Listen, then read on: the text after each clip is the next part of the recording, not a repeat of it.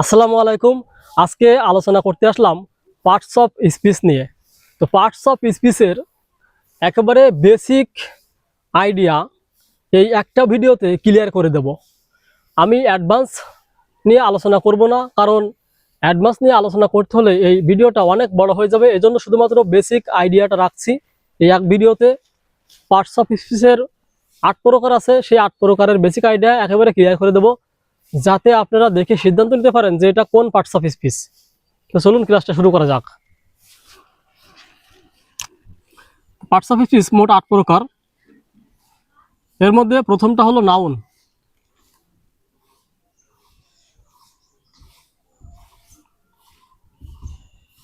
Noun হলো কোনো জিনিসের নাম বোঝালে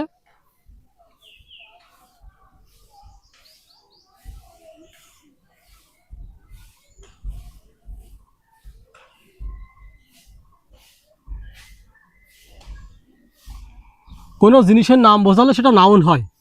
যেমন হতে পারে পেন, হতে পারে বোর্ড, হতে পারে পেন্সিল, হতে পারে পেপার, অথবা এয়ার, বিভিন্ন কিছু। এখন আলোচনা করব প্রোনাউন নিয়ে।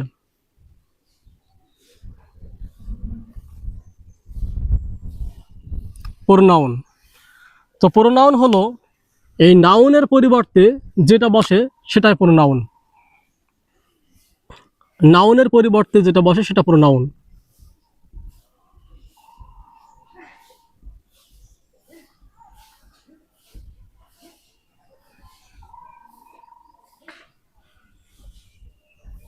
যা বসে তাই প্রোনাউন। যেমন আমি যদি লিখি যে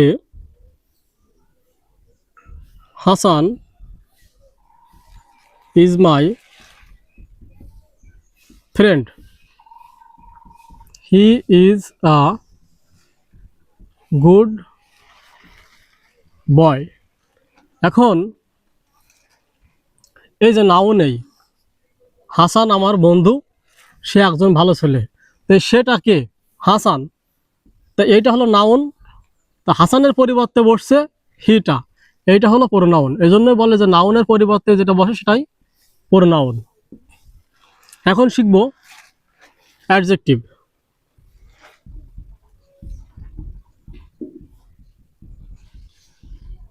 অ্যাডজেক্টিভ দোষ,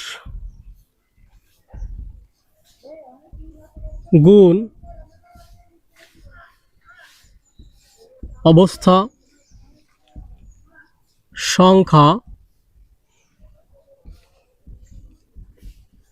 পরিমাণ বোঝালে তখন সেটি অ্যাডজেক্টিভ হয়। যেমন he is a bad boy, সে একজন খারাপ ছেলে, ব্যাড একটা অ্যাডজেক্টিভ ধরে বোঝাচ্ছে। He is a good boy, সে একজন ভালো ছেলে। আই অ্যাম ফাইন, ফাইন একটা অ্যাডজেক্টিভ। 1 2 3 4 অ্যাডজেক্টিভ। আচ্ছা, পরিমাণ 2 কেজি, হতে পারে 100 গ্রাম, এগুলো হলো অ্যাডজেক্টিভ। এবার আলোচনা করি ভার্ব নিয়ে। ভার্ব, কোনো কিছু করাকে ভার্ব বলে। কোনো কাজ,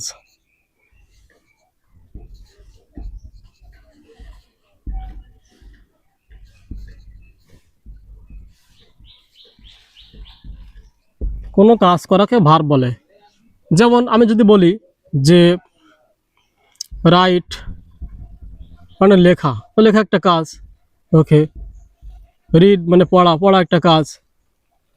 তারপর হতে পারে গো মানে যাওয়া, যাওয়া একটা কাজ, ইত্যাদি। কোনো কাজ বোঝালে সেটা ভার্ব হয়। এই অ্যাডভার্ব নিয়ে আলোচনা করি।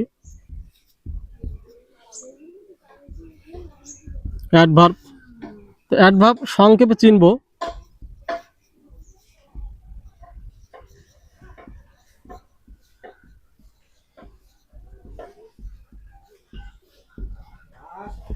কাজের ধরনকে অ্যাডভার্ব বলে। অ্যাডভার্বটা আসলে বিভিন্নভাবে সংজ্ঞায়িত করা যায়। সবসময় যে কাজের ধরন বোঝাবে ব্যাপারটা এমন না, কারণ অ্যাডভার্বের অনেক প্রকারভেদ আছে, অনেক। তো আমরা এতটুকুই যেহেতু বেসিক লেভেলে আলোচনা করতেছি, এই জন্য আমরা কাজের ধরনকে অ্যাডভার্ব বলে এটুকু শিখবো। যেমন উদাহরণ দিলে আমি যদি বলি যে হি ওয়াক্স, সে হাঁটে, স্লোলি, তার হাঁটার ধরনটা কেমন, ধীরে ধীরে, এটা হলো অ্যাডভার্ব। স্লোলি মানে ধীরে গতি। এবার আলোচনা করি প্রিপজিশন নিয়ে।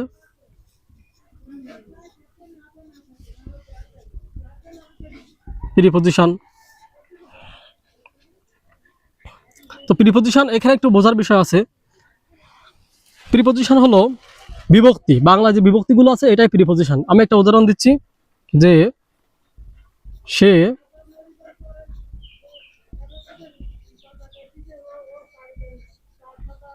সে বাগানে কাজ করে। এখানে মূল শব্দ ছিল বাগান, বাগান এর সাথে যুক্ত হয়েছে এ। এই যে এ যুক্ত হলো এটাই হলো প্রিপজিশন। এর ইংরেজি করলে এরকম আসে যে he works in the garden. এই যে ইন, এটা হলো প্রিপজিশন।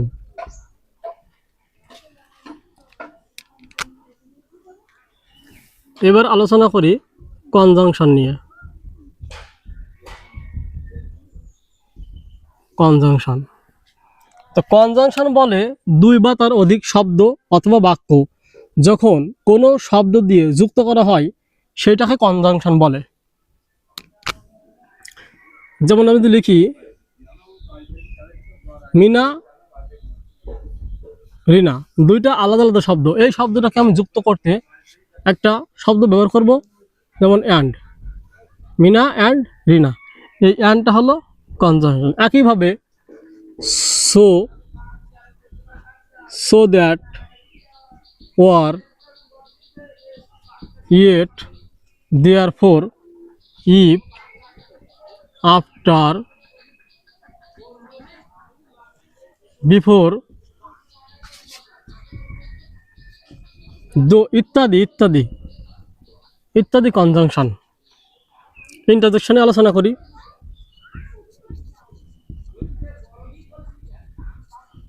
ইন্টারজেকশন, তো ইন্টারজেকশন যেসব শব্দ দিয়ে আনন্দ, দুঃখ, বেদনা প্রকাশ পায়, আনন্দ, দুঃখ, বেদনা, আনন্দ, দুঃখ, বেদনা, অনুভূতি, আবেগ প্রকাশ পায়, সেই সব শব্দকে ইন্টারজেকশন বলে। যেমন হুররা, এটা দিয়ে আনন্দ বোঝায়, কেউ উচ্চারণ করে হুররে, আবার কেউ উচ্চারণ করে হুররা। হেলাস, এটা দিয়ে দুঃখ বোঝায়, ও দেওয়া যায়। তারপর ফাই,